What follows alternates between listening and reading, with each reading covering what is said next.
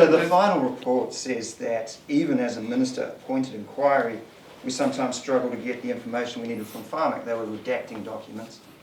What does that say to you about the culture of Pharmac, and how confident are you that the people conducting this report actually got all the information they needed to get?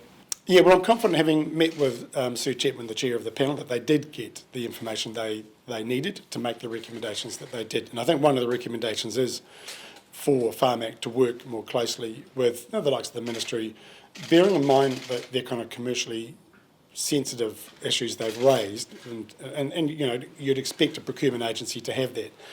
But they can do better in sharing information that doesn't compromise those commercial obligations. And that recommendation is there. We've accepted that recommendation. We expect that to happen. There's got to be good sharing of information. And as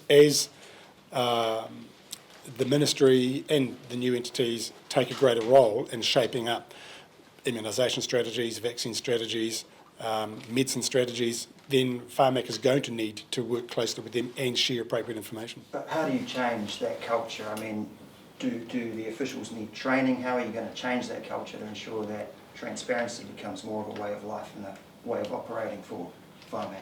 Well, the devices I as minister have is through letters of expectation. Pharmac operates sort of independently of ministers on procurement decisions, but on the way they operate and their relationships with other entities, actually I can direct them about the way they go about their business, engaging with the ministry, engaging with the other entities, and I'll be making sure that they get very clear instruction about that. Well, what will happen if they don't follow through with your instructions?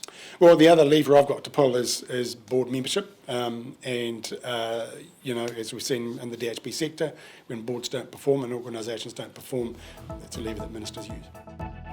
Thanks for checking out our YouTube channel to stay up to date with all the latest news from the New Zealand Herald. Click the subscribe button below or check out one of the videos here, and head over to nzherald.co.nz for more details on these stories and more.